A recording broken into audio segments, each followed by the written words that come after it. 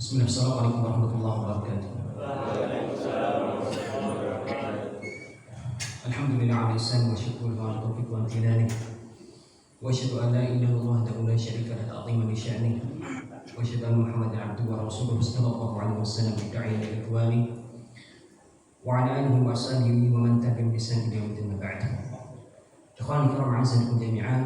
Kita awali pertemuan kita, halaqah kita dengan memuji kepada Allah Subhanahu wa taala, bersyukur atas kenikmatan Allah berikan kepada kita semua. Di mana di kesempatan malam ini Allah izinkan kepada kita untuk menunaikan salah satu ibadah yang terbesar, yaitu salat. Kita telah belajar bersama dengan ustaz-ustaz kita semuanya bahwasanya salat ini adalah rukun Islam yang berapa? Yang kedua setelah syahadat. Dia diletakkan setelah sesuatu yang sangat urgent, sesuatu yang sangat penting, yaitu ikrar kita, pengakuan kita terhadap penghambaan pada Allah Taala. Maka itu adalah kenikmatan yang besar, di mana masih ada terkadang saudara-saudara kita yang Allah berikan hidayah Islam, akan tetapi belum Allah berikan hidayah untuk bisa melaksanakan ibadah sholat. Kemudian tidak lupa sholawat dan salam kita aturkan kepada Nabi kita Muhammad SAW, kepada keluarganya, para sahabatnya, dan seluruh umat yang senantiasa mengikuti jalan beliau ke akhir nanti. Ikhwani a'azzakum jami'an. Sebagaimana barusan kita singgung berkaitan tentang sholat, di kesempatan malam ini pun kita akan sedikit memurajaah ataupun mengulang bahasan kita, pembelajaran kita tentang ibadah sholat itu sendiri. Kita ketahui pensyariatan sholat berbeda dengan syariat yang lainnya. Syariat-syariat yang lainnya Allah turunkan wahyu kepada Nabi kita Muhammad SAW melalui perantara yaitu malaikat Jibril alaihissalam. Berbeda dengan sholat. Sholat Allah langsung panggil Rasulullah SAW menghadap Allah Taala. Tidak ada ibadah yang langsung dipanggil kecuali hanya sholat. Maka ini menunjukkan pentingnya ibadah sholat itu. Sampai Rasulullah SAW mengatakan, ketika sholat seorang baik, maka seluruh amalan juga akan baik. Tolak ukur baik amalan baik atau tidaknya amalan kita dengan baik atau tidaknya sholat kita. Nah, kita kemudian mengaca apakah sholat kita sudah benar atau belum. Dan tolak ukur benar atau tidaknya tentunya kita harus mencari ilmu. Tidak mungkin kita tahu apa yang kita lakukan ini benar atau salah tanpa dasar ilmu. Tidak mungkin. Sesuatu yang mustahil. Maka kita perlu mempelajari ilmunya, dan terkadang ilmu tersebut juga kita lupa, maka perlu untuk dimurojaah. Maka yang menegaskan fadzakir fa inna dzikra tanfa'ul mu'minin. Ingatkan, karena kita sering lupa. Manusia itu sering lupa. Karena pengingatan, memberi pengingatan itu bermanfaat bagi orang yang beriman. Jadi mafhumnya hanya orang-orang beriman yang mau untuk diingatkan. Apabila kita bersalah, apabila kita melakukan sebuah hal yang keliru, kemudian kita merasa tidak enak, marah ketika diingatkan, padahal itu adalah hal yang benar, maka itu salah satu tanda, salah satu ciri keimanan kita dipertanyakan. Keimanan atau kesempurnaan kita dipertanyakan. Dan ikhwan kiram a'azzakum jami'an. Salat ini pula banyak dalilnya, baik dari Al-Quran ataupun hadis Nabi Muhammad SAW. Sehingga saking urgennya, saking pentingnya sholat ini, Rasulullah SAW menegaskan, inna baina rajuli wa baina syirki wal kufri tarkus shalah. Sesungguhnya batasan antara seseorang dengan kesyirikan dan kekufuran ketika dia mulai meninggalkan sholat. Para ulama kemudian membahas panjang lebar berkaitan tentang hal tersebut.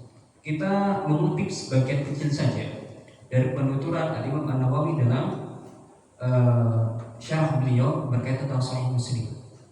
Setidaknya beliau membagi menjadi dua hal. Orang meninggalkan sholat itu setidaknya ada dua hal. Yang pertama, tidak meyakini sholat itu wajib. Yang kedua, yakin sholat itu wajib, tapi malas untuk sholat, gak semangat untuk ibadah sholat. Maka para ulama kemudian membedakan hukumnya. Kondisi yang pertama, ketika meninggalkan sholat karena jahilan liwujubiha, menolak akan wajibnya sholat, maka para ulama sepakat orang ini bisa keluar dari agama Islam ketika dia menolak akan kewajibannya sholat. Jadi ketika kita ditanya misalnya, Mas, sholat itu wajib enggak? Enggak, gak usah sholat. Sholat enggak wajib. Yang penting iling. Ibadah yang penting ingat sama Allah. Kita nggak perlu sholat, sholat nggak wajib misalnya. Maka ini dikhawatirkan dia bisa keluar dari agama Islam. Illa an yakuna 'abdan bil kufar. Kecuali orang tersebut baru masuk Islam. Ada satu pengecualian ketika orang tersebut baru masuk agama Islam. Baru kemudian dia mendapat toleransi. Apa sebabnya? Mungkin dia belum tahu. Kan baru masuk Islam. Berarti banyak hal yang belum dia ketahui, belum dia pelajari. Maka ini yang diringankan oleh para ulama. Ini kondisi yang pertama, pengingkaran akan wajibnya sholat. Yang kedua, meninggalkan sholat takatsulan karena malas. Karena malas mengerjakan sholat. Di sana pun menjadi perdebatan yang panjang. Kita ambil sisi dari kalangan mazhab Syafi'iyah. Di kalangan Syafi'iyah, orang-orang yang meninggalkan sholat takatsul, yaitu dalam kondisi atau dengan alasan malas, maka mereka diberikan hukuman. Apa itu hukumannya? Hukumannya adalah diberikan had seperti hadnya orang yang berzina. Hadnya orang berzina, zina muhsan tadi ya. Kan zina itu ada dua, ada muhsan dan ghairu muhsan. Muhsan itu apa? Orang yang sudah menikah ataupun pernah menikah kemudian berzina. Kemudian ghairu muhsan berarti masih jomblo. Ya, masih jomblo kemudian berzina. Ini dibedakan. Jadi had orang yang meninggalkan sholat takatsulan di kalangan Syafi'iyah disamakan, diserupakan, dianalogikan dengan hadnya ataupun hukumannya orang yang berzina tapi sudah pernah menikah. Apa itu? Dihukum mati, yaitu dengan cara dirajam. Dan di kalangan Syafi'iyah bukan langsung kemudian diberikan hukuman mati, tidak, tapi istiqamah. Dia diminta bertobat dulu. Ketika dia tetap kekeh tidak mau meyakini sholat ataupun gak mau sholat, baru kemudian ditegakkan hukuman mati, yaitu dengan dzarbun bisayf, yaitu dipenggal. Ini dari kalangan Syafi'iyah. Ini dari kalangan Syafi'iyah. Kenapa demikian? Karena sudah dipaksa, sudah tahu ancamannya di hukum mati, tetap meninggalkan, berarti kan tanda tanya. Ini orangnya sebenarnya yakin adanya sholat, percaya akan wajibnya sholat atau tidak. Sudah kematian di depannya, kok tetap meninggalkan sholat. Nah, ini perkara besar berkaitan tentang sholat. Wal-wal kalau azan jami'an, hendaknya kita menjaga sholat kita. Hendaknya kita menjaga sholat kita, dan kita kembali mengenang perjuangan Rasulullah SAW dalam negosiasi perihal pensyariatan sholat. Cerita tentang Isra dan Mi'raj. Ketika Mi'rajnya Rasulullah SAW ke Sidratul Muntaha, kita tahu, kita pernah mendengar ceritanya, kisahnya. Sholat itu awalnya bukan cuma 5 kali dalam sehari, tapi aslinya 50 kali. Saking sayangnya Rasulullah SAW ke kita semuanya, sudah gak memperdulikan rasa malu lagi kepada Allah Subhanahu wa Ta'ala, diriku. Sampai ada yang keluar keputusan 5 kali dalam sehari. Masa kita mau nego lagi? Ada yang negonya seminggu sekali, ada yang negonya setahun 2 kali. Masa kita nggak menghargai perjuangan Nabi kita Muhammad SAW dalam negosiasi sholat yang tadinya 50 jadi 5. masih minta korting lagi. Dan semuanya dari Allah Subhanahu wa taala. Apa yang kita dapatkan dari Allah Subhanahu wa taala? Allah cuma minta 5 saja makanya sholat. Kalau Allah mau, dan itu hak dari Allah Subhanahu wa taala untuk meminta 50 kali, kita pun tidak bisa menolak. Karena kita semuanya milik Allah Subhanahu wa taala. Seluruh apa yang kita miliki milik Allah Subhanahu wa taala. Maka ketika Allah Subhanahu wa taala minta 50 pun kita tidak bisa menolak. Karena itu sudah menjadi hak dari orang Allah Tabaraka wa taala. Sudah dikasih diskon masih minta diskon.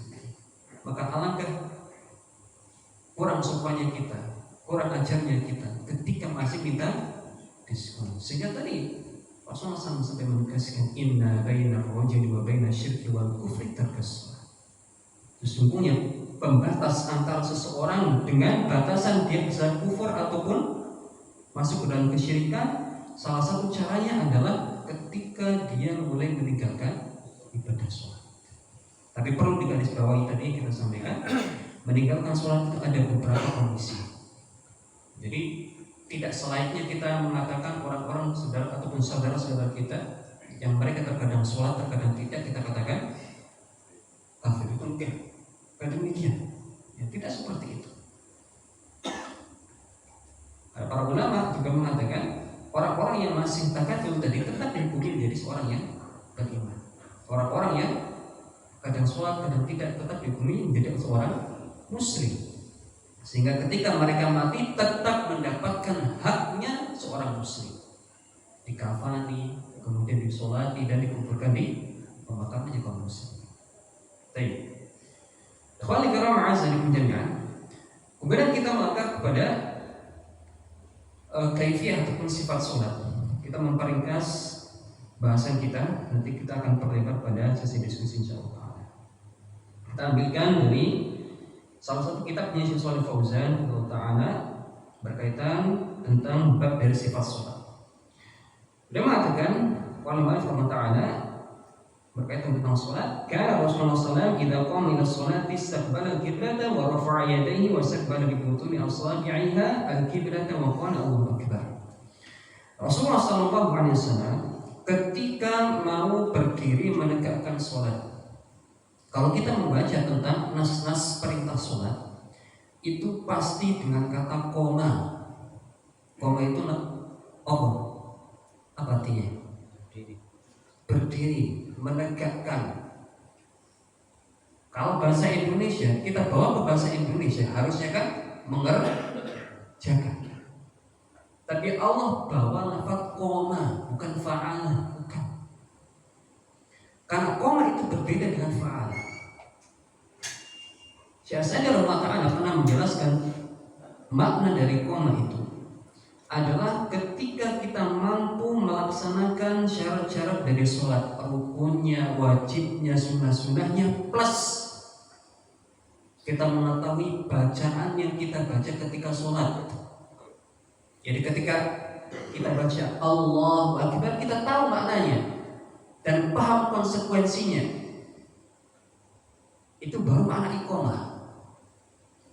Jadi kalau kita hanya sebatas tahu syarat dan wajib serta rukunnya sholat, itu belum disebut iqamah. Sampai kita mengetahui makna tersebut dan terpraktekkan di kehidupan sehari-hari.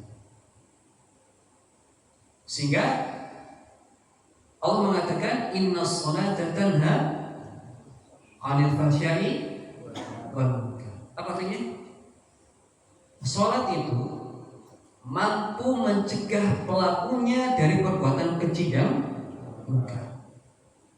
Tapi nyatanya ada orang sholat tetap judi, ada orang sholat tetap mabuk, ada orang sholat tetap berzina, korupsi dan yang lainnya. Sebenarnya apa yang salah?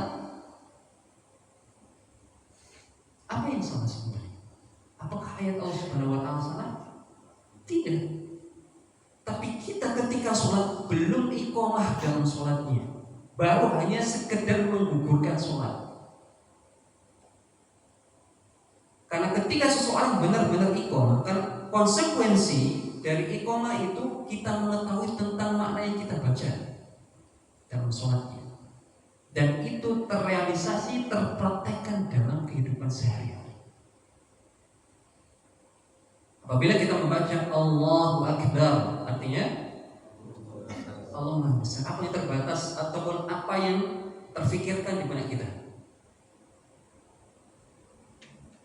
Apa? Berarti tidak ada zat yang paling besar kecuali hanya Allah. Kita melihat gunung begitu besar, maka Allah lebih besar daripada hal itu, karena tidak ada yang paling besar kecuali hanya Allah Subhanahu wa Ta'ala. Harusnya demikian. Dan ketika orang kemudian merenungi lafaz Allahu Akbar, maka tidak mungkin kemudian dia merasa tinggi, merasa lebih besar, merasa lebih dibanding yang lainnya.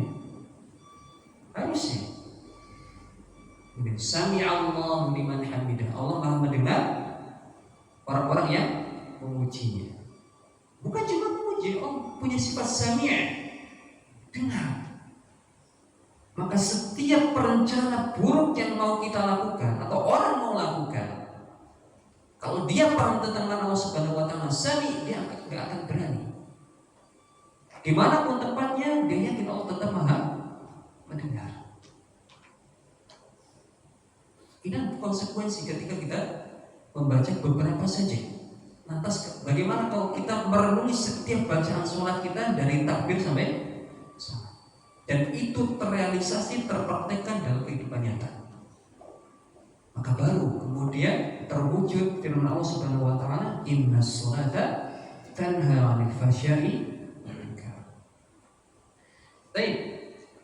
Jadi ketika Rasulullah SAW sholat, maka beliau berdiri. Dan ini salah satu rukun, yaitu berdiri.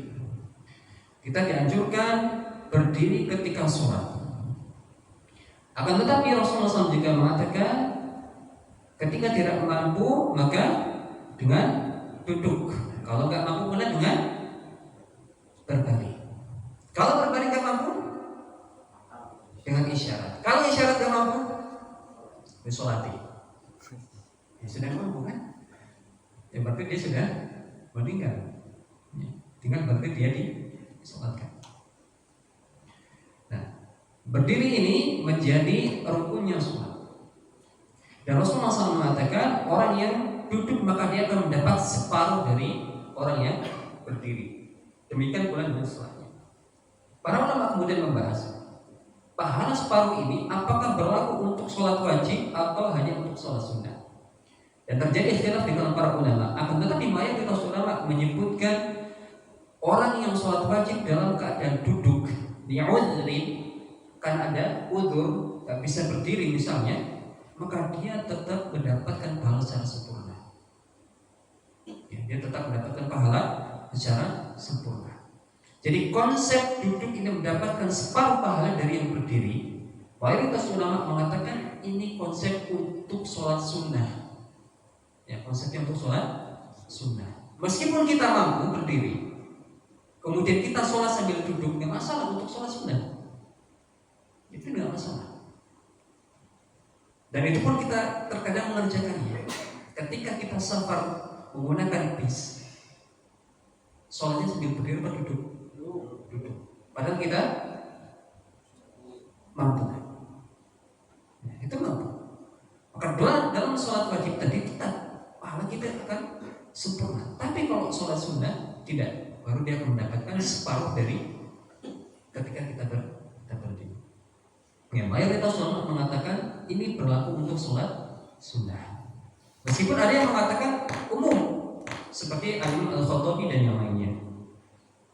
Kemudian istiqbal al-qiblat, menghadap kiblat. Ya, kita menghadap kiblat tidak harus presisi. Ya, tidak harus presisi. Karena ketika kita harus presisi, lantas bagaimana dengan orang-orang yang terdahulu yang mereka tidak punya kompas? Makanya para ulama juga menegaskan, di mana di hari ini ada sebagian yang menerapkan harus presisi. Jadi ada masjid sudah dibangun, kemudian pengukuran ulang dengan kompas, ternyata ada pergeseran sedikit sehingga agak miring. Ya, agak miring. Para ulama menjelaskan gak harus demikian. Sudah, intinya arahnya ke kiblat. Intinya arahnya ke kiblat. Kalau mau pakai kompas ya sudah, sebelum pembangunan dipresisikan dulu. Ya, dipresisikan menggunakan kompas itu baru dibangun. Ya, baru dibangun. Setelah berdiri kemudian menghadap kiblat. Wa rafa'a yadayhi. Berikutnya mengangkat tangan. Dan sebelum mengangkat tangan maka kita harus berniat. Ya, sebelum sholat maka kita hadirkan niat. Dan mayoritas ulama mengatakan tetap niat ini biduni talaffuz, ya, tanpa adanya talaffuz atau pengucapan niat. Meskipun di kalangan Syafi'i ya, maka ada perintah untuk talaffuz biniyah. Dan kalau kita mengaca, ada beberapa sebab. Di antaranya adalah apa yang dikomentar oleh Syekhul Islam Ibnu Taimiyah. Jadi disampaikan pula, dibawakan perkataan dia ini oleh Syaikh Fauzan di dalam Mulakhas Fiqhi dan Al-Imdad bi Taysir Zad. Komentar dari Syekhul Islam Ibnu Taimiyah tentang bagaimana munculnya talaffuz biniyah di dalam kalangan Syafi'iyah, yaitu tentang perkataan Imam Syafi'i. Beliau mengatakan wa nataqa biha. Ketika Imam Syafi'i mengatakan wa nataqa biha dan mengucapkannya, yang menjadi permasalahannya ini kembali ke apa? Di kalangan Syafi'iyah mereka mengatakan nya ini kembali kepada niat. Maka kemudian mereka mengartikan niat mau sholatnya harus dilafadzkan. Tapi di komentar oleh Syekhul Islam Ibnu Taimiyah, maksud dari Imam Syafi'i wa nataqa biha aslinya adalah mengucapkan permasalahan tentang takbiratul ihram. Ya, pengucapan tentang takbiratul ihram. Karena takbir yang pertama itu takbiratul ihram, kita harus mengucapkan dan dengar telinga kita. Takbiratul ihram itu yang mana? Ya, pengucapan Allahu Akbar ketika mau sholat. Allahu Akbar, maka kita harus dengar. Ya, karena dia rukun. Ya, karena dia rukun. Maka harus sampai kemudian kita dengar. Meskipun kita tidak mengangkat tangan, tidak masalah. Karena raf'un yadin 'inda takbiratul ihram sunnah. Yang mengangkat tangan ketika takbiratul ihram itu punya sunnah. Tapi yang menjadi rukunnya adalah pengucapan Allahu Akbar.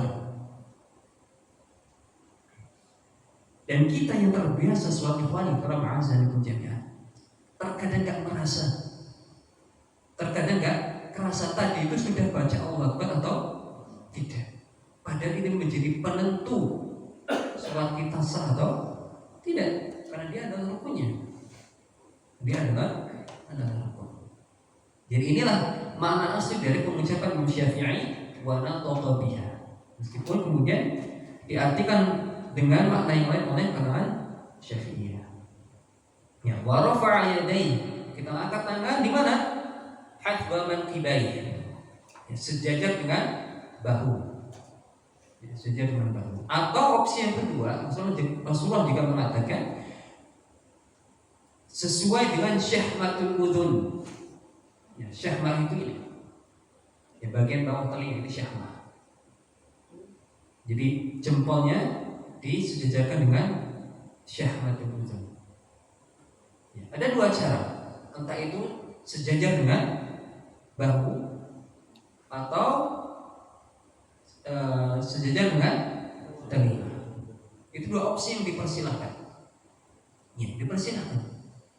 Maka tidak layak kiranya perbedaan dalam angkat tangan menjadi bahan keributan. Ya, tentunya tidak layak kemudian menjadi bahan keributan. Itu sesuatu yang diperbolehkan. Dua-duanya diperbolehkan. Ketika kita mengangkat tangan dengan menghadapkan butun ataupun bagian dalam dari telapak tangan kita ke kiblat, maka ini menjadi koreksi bagi kita semua. Jangan sampai seperti ini ya. Kadang saking semangatnya, jadi harus sejajar ataupun Sejajar dengan bahu atau sejajar dengan telinga. Jangan seperti ini. Nah, ketika hal tersebut sudah dilakukan, kemudian kita mengucapkan Allahu Akbar. Nah, kapan kita mengucapkan Allahu Akbar? Ada beberapa cara yang bisa kita lakukan, yaitu dengan membersamai lafaz Allahu Akbar. Jadi kita angkat plus langsung baca Allahu Akbar, Allahu Akbar. Atau mendahulukan gerakan baru kita mengucapkannya. Tapi bukan berarti sampai selesai baru kita angkat tangan. Ini dijelaskan juga oleh Syekh Basmul Hafizahullah Ta'ala ketika menjelaskan kitabnya Syekh Al-Albani Ta'ala sifat sholat tadi. Jadi kita gerak sedikit dulu baru mengucapkan Allahu Akbar. Maksudnya Allahu Akbar. Jangan sampai selesai dulu. Tapi sudah mengangkat sedikit baru kemudian kita Allahu Akbar. Opsi yang ketiga, kita mengucapkan baru kemudian bergerak. Jadi Allahu Akbar. Ucap dulu baru kemudian tangan mulai bergerak. Ini beberapa opsi yang bisa kita lakukan dan tiga-tiganya dibenarkan di dalam syariat agama Islam. Baik, salat takbiratul ihram, maka berikutnya kita membaca istiftah. Sebelum itu ikhwan dikiraam azanikum jami'an. Kenapa di dalam sholat takbir yang pertama ini disebut atau dinamakan dengan takbiratul ihram? Tanya Arif, siapa yang tahu? Kenapa takbir yang pertama dinamakan dengan takbiratul ihram?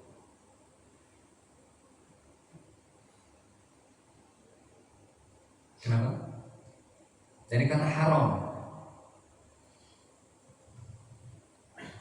Karena ketika kita mengucapkan takbir, merubah yang tadinya statusnya halal jadi haram. Makan halal atau haram? Halal. Tapi kalau kita makan sambil sholat, haram. Minum halal. Habis takbiratul ihram kita minum, haram. Sepak bola halal. Habis takbiratul ihram kita sepak bola, haram. Maka takbiratul ihram itu mengubah sesuatu yang tadinya halal menjadi haram. Makanya definisi dari sholat adalah dibuka dengan takbiratul ihram wa tahdiluha taslim, dan penghalalannya adalah setelah kita mengucapkan salam. Karena setelah kita salam boleh makan, boleh minum lagi, silakan. Ini takbiratul. Setelah selesai takbiratul ihram, kita baca doa istiftah. Yang baca doa istiftah dengan berbagai versi yang sudah disebut oleh Rasulullah SAW. Banyak versinya. Ada Allahumma ba'id. Kemudian apa lagi? Akbar katsira. Kemudian apa lagi? Subhanakallahumma bihamdik wa tabaraka ismuk wa ta'ala jadduk wa la ilaha ghairuk wa la ilaha ghairuk, dan yang lainnya. Semuanya bisa kita lakukan. Dan jangan hanya mencukupkan satu.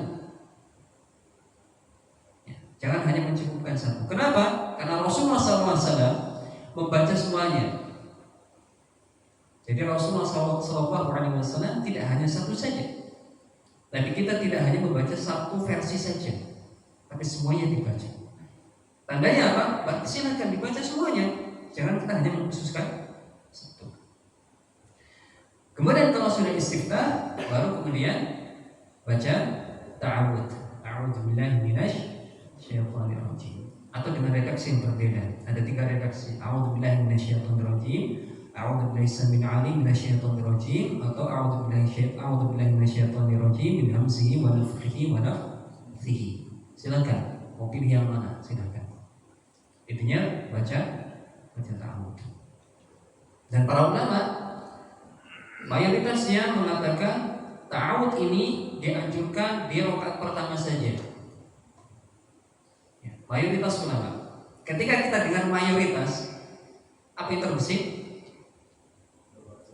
Ada sebagian yang tidak setuju dengan hal tersebut. Jadi ada yang mengatakan tidak, seluruh rakaat juga harus baca ta'awudz. Apa alasannya? Karena kita memulai bacaan baru. Karena kita memulai bacaan baru, ya sudah, kita harus ta'awudz lagi. Tapi kalau kita lihat dari konsep jumhur para ulama, mayoritas ulama mengatakan cukup sekali ya rakaat pertama. Ta'awudz, kemudian baca Bismillah. Bismillahirrahmanirrahim. Dijaharkan atau disirkan? Sir atau jahar? Ya, ada yang sir, ada yang jahar. Ikhwan kiram a'azzanakum jami'an. Sebenarnya apa alasannya yang mendasari para ulama berselisih pendapat tentang jahar atau sirnya Bismillah? Alasannya adalah tentang apakah Bismillah ini, lafaz Bismillah ini masuk dalam surat Al-Fatihah atau tidak. Al-Fatihah itu kan rukun. Nah, apakah Bismillah ini termasuk paket dari Al-Fatihah atau tidak? Nah, para ulama berbeda pendapat. Ada yang mengatakan Bismillah ini termasuk dari surah Al-Fatihah. Seperti di kalangan Syafi'i yang mengatakan dia adalah bagian dari surah Al-Fatihah. Kemudian ulama-ulama yang lain dari kalangan Hanabilah dan yang lainnya mengatakan tidak. Dia adalah fasl baina surah. Dia adalah pembatas antara satu surat dengan surat yang lainnya. Makanya kalau kita buka Al-Quran, setiap awal surat pasti diawali dengan Bismillah. Ma'ada surat Al-Baqarah, kecuali surat Al-Baqarah ataupun surat At-Taubah. Apa alasannya? Apa alasannya? Surat Al-Baqarah atau At-Taubah tidak punya Bismillah. Apa alasannya? Karena surat Al-Baqarah atau At-Taubah ini masih ada kaitannya dengan surat sebelumnya, yaitu surat Al-Anfal. Maka dia tidak dipisahkan dengan apa? Bismillah. Nah, orang-orang yang ataupun para ulama yang berpendapat Bismillah ini masuk dalam bagian dari Al-Fatihah, dan Al-Fatihah itu adalah rukun, maka harus dijaharkan. Harus dijaharkan. Adapun ulama-ulama yang berpendapat Bismillah ini bukan bagian dari Al-Fatihah, maka Bismillah tetap dibaca, akan tetapi disirkan, tidak diperjelaskan, tidak dikeraskan. Jadi pendapat ya atau ikhtilaf yang mu'tabar. Ikhtilaf yang mu'tabar. Tapi ada satu hal yang harus kita garis bawahi. Apabila kita memasukkan Bismillah ini masuk dalam Al-Fatihah, sedangkan Al-Fatihah Rasulullah SAW menyebutkan, memberikan nama, memberikan gelar dengan Sab'ul Mathani. Sab'ul Mathani, 7 ayat yang diulang-ulang, 7 ayat yang pasti kita akan ulang-ulang dalam setiap harinya. Kalau Bismillah ini termasuk dari ayat yang pertama, maka ayat yang kedua apa? Alhamdulillahirabbil alamin. Ayat ketiga Ar-Rahmanir-Rahim. Ayat keempat Malik yaumiddin. Ayat kelima Iyyaka na'budu wa iyyaka nasta'in. Ayat keenam Ihdinas siratal mustaqim. Ayat ketujuh Siratal ladzina an'amta 'alaihim ghairil maghdub. Dia masuk dalam ayat ke-7 atau ayat 8? Ya? Katanya tadi ke-7. Ayat ke-7. Maka konsekuensinya dalam siratal ladzina an'amta 'alaihim ghairil maghdubi 'alaihim waladdallin, orang-orang yang berpendapat Bismillah ini masuk dalam Al-Fatihah tidak boleh putus di tengah jalan dalam membacanya. Jadi nggak boleh bacanya siratal ladzina an'amta 'alaihim, nggak boleh, harus dilanjutkan. Karena kalau dia berhenti di situ seolah itu adalah ayat yang berbeda. Jadi ayatnya ada berapa? 8. Padahal konsepnya Al-Fatihah itu Sab'ul Mathani, 7 ayat saja. Maka kalangan Syafi'iyah yang mengatakan Bismillah masuk dalam Al-Fatihah tidak memotong dalam ghairil maghdubi 'alaihim, mereka harus melanjutkan. Lanjutkan bacaannya. Shiratal ladzina an'amta 'alaihim ghairil maghdubi 'alaihim. Berhenti di situ kalau kita nggak kuat. Kemudian baru diulang. Ghairil maghdubi 'alaihim sampai selesai. Ini apabila kita memilih pendapat bismillah ini bagian dari surat Al-Fatihah. Jadi harus digaris bawahi. Nah, pertanyaannya, yang membaca ataupun meyakini bismillah ini dari surat Al-Fatihah dipotong atau dilanjut biasanya? Dipotong. Harusnya dilanjut. Kalau kita membaca literasi dari Syafi'iyah juga, maka mereka akan mengatakan harus potong. Apa? Harus dilanjut. Karena ini ayatnya belum selesai. Ini ayatnya belum selesai. Baik, barakallahu fikum.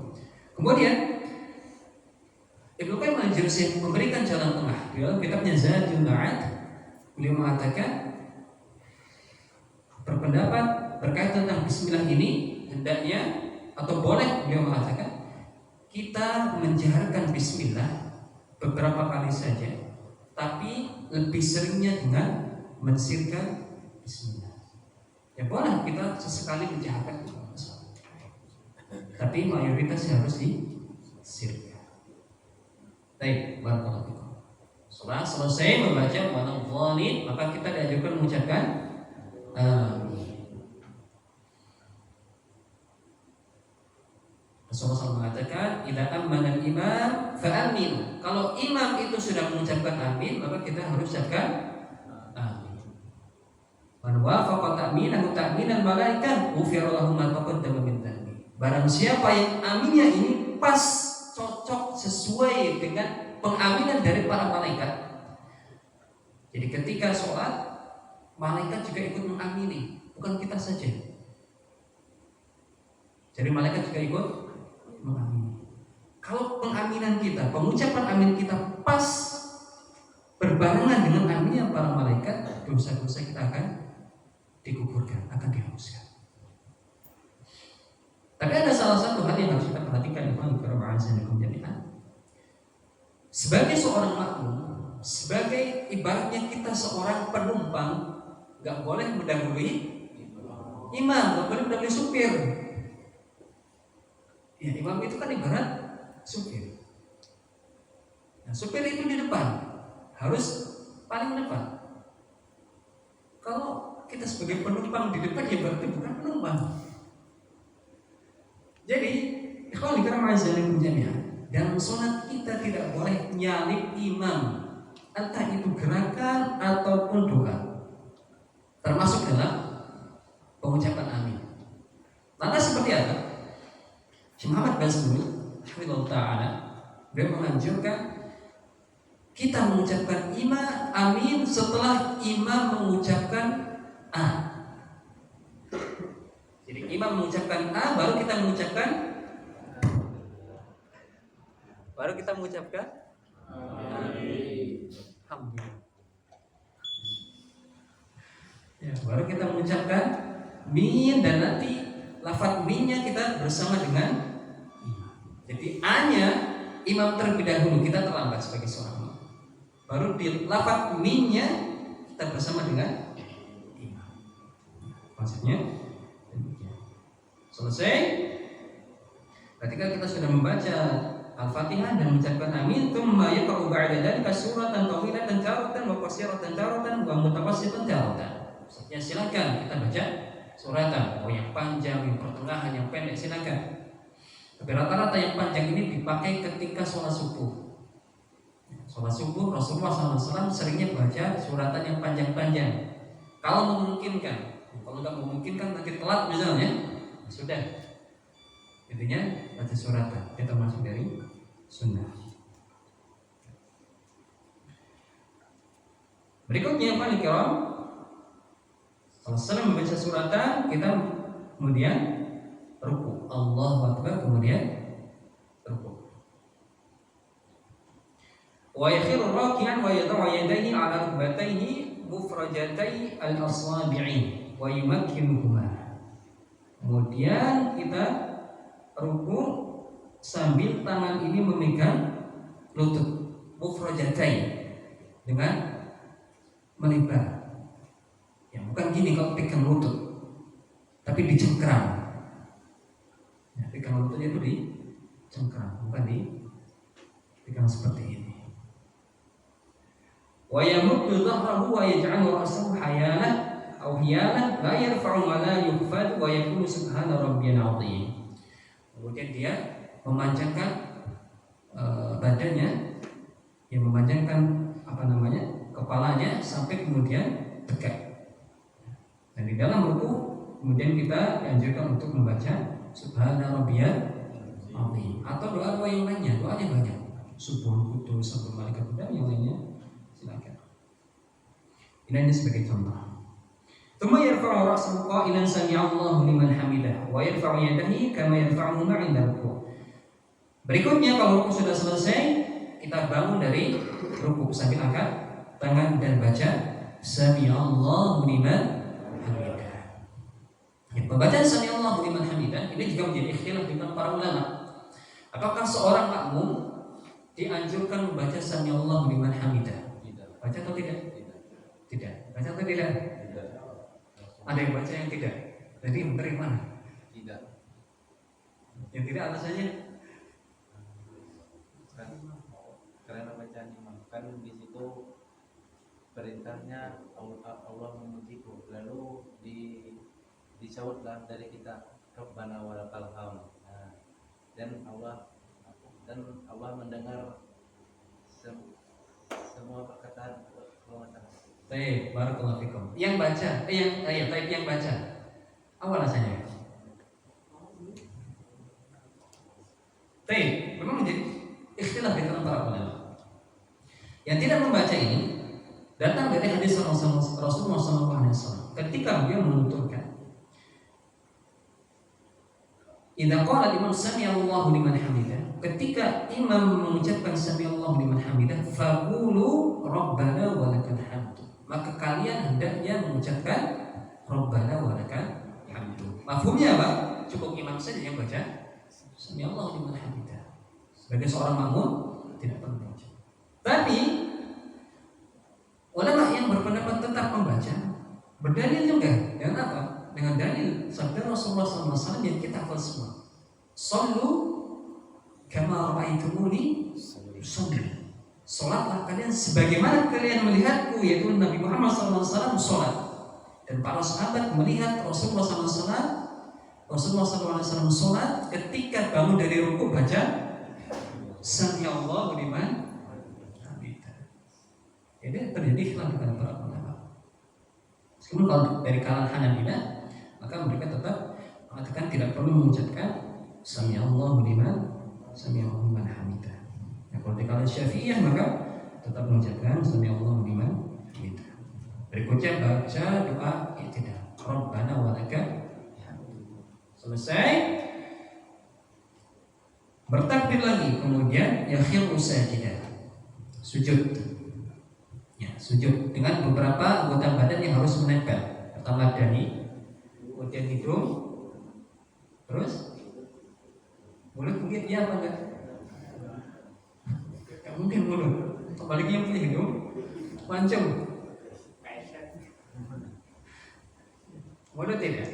Jadi cukup dahi, kemudian hidung, kedua telapak tangan, kemudian kedua lutut dan jari-jari dari kaki. Ada berapa boleh totalnya? Ada 8. Ya, 2.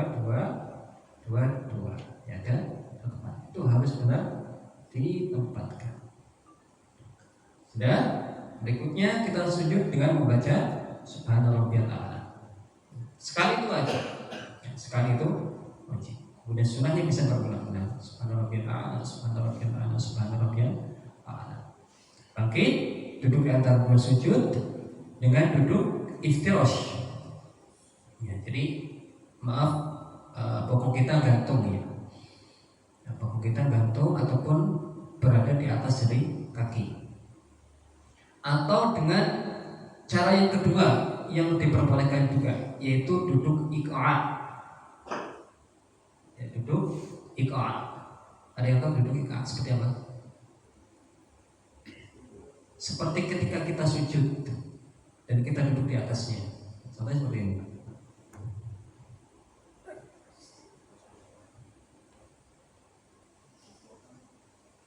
Nah ini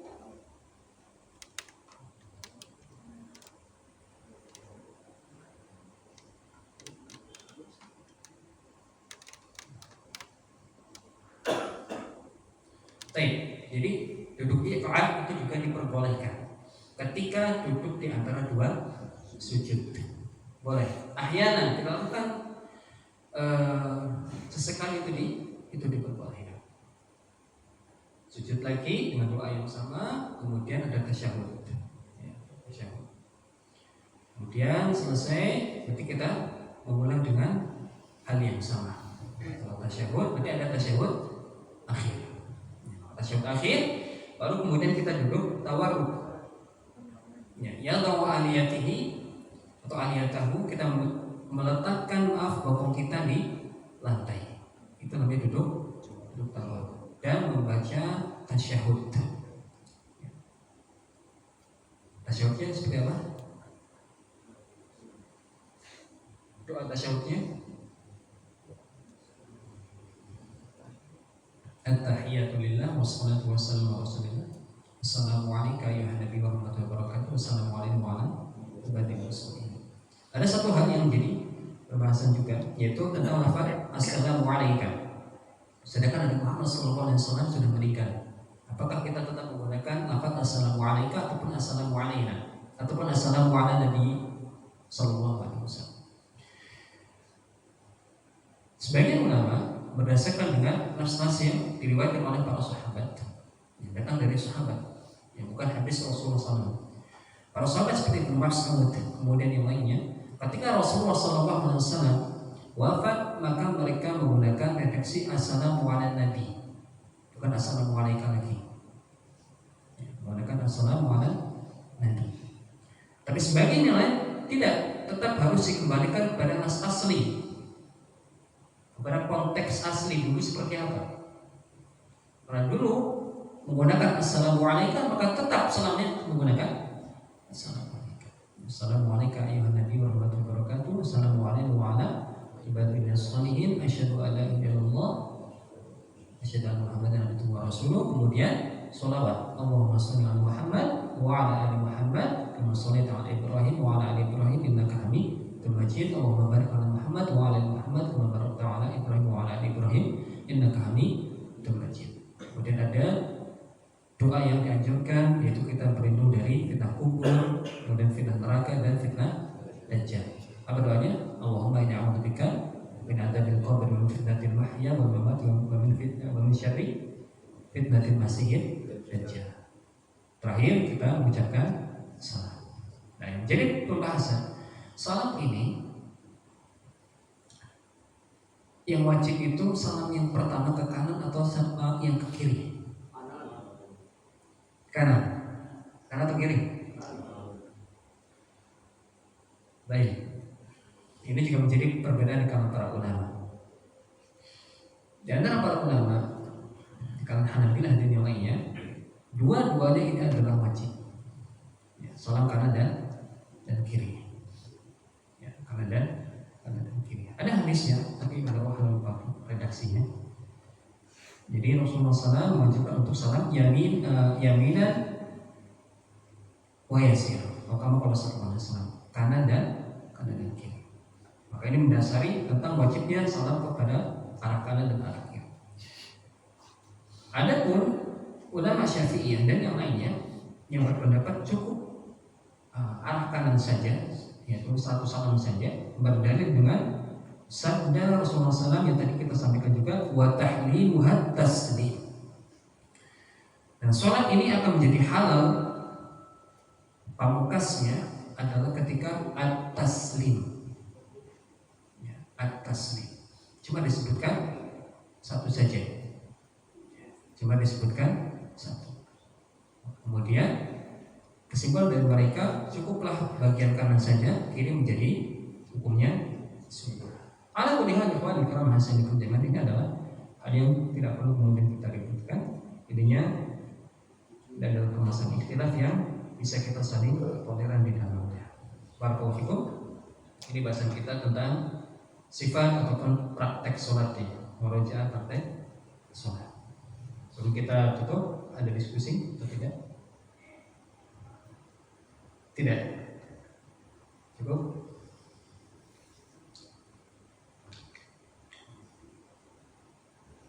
Baik.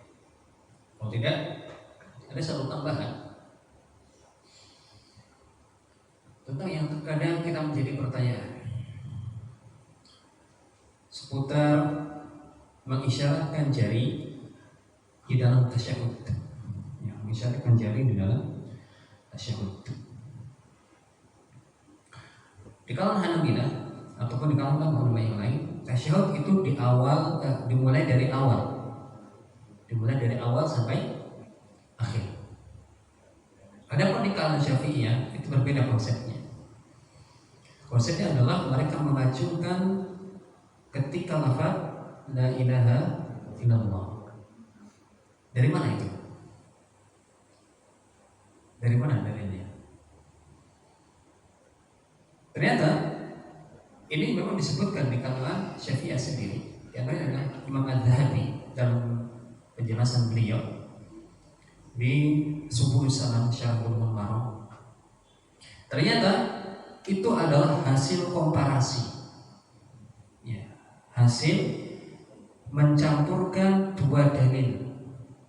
Ya, menggabungkan dua dalil. Di mana kita tahu ketika kita mendapatkan dalil-dalil yang saling berseberangan, tidak lantas kemudian kita mengatakan ini dalil yang pas, ini yang dibuang. Itu tidak.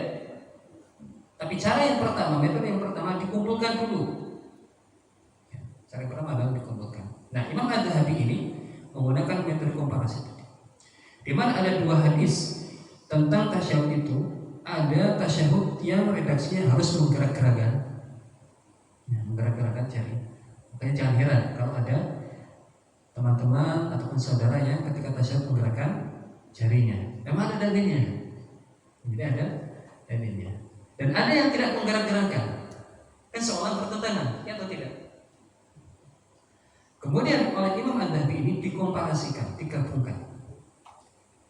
Penyelesaiannya akhirnya menimbulkan sebuah hukum. Apa itu? Penggerakan jarinya cukup sekali saja. Yang menggerakkan jari itu cukup sekali saja dan dipilih di lafaz yang pas, yaitu dalam pengucapan la ilaha illallah. Itu dari kalangan Syafi'iyah sebenarnya demikian. Meskipun kalau kami pribadi, anak pribadi sudah tidak pakai seperti itu, lebih ke mengacungkan dari awal. Apa sebabnya? Karena praktik seperti itu, di mana Rasulullah SAW sholat sekian lama, sholat bertahun-tahun, dan para sahabat juga ya, tidak pernah didapatkan satu nas pun Rasulullah SAW mempraktekkan dengan cara itu. Anak kuliah ini adalah permasalahan ikhtilaf dengan para ulama. Tapi kalau anak pribadi lebih condong kepada mengisyaratkan dari awal sampai akhir. Alhamdulillah, mungkin ini dapat kita bahas di kesempatan malam ini. Semoga yang sedikit ini bisa menjadi pembelajaran kita, pengingat kita kembali tentang beberapa hal yang harus kita perhatikan apabila kita sedang sholat. Hadwar bisawab, kita tutup dengan doa kafaratul majlis. Subhanallahi wa bihamdika, asyhadu an la ilaha illa anta, astaghfiruka wa atubu ilaik. Assalamualaikum warahmatullahi wabarakatuh.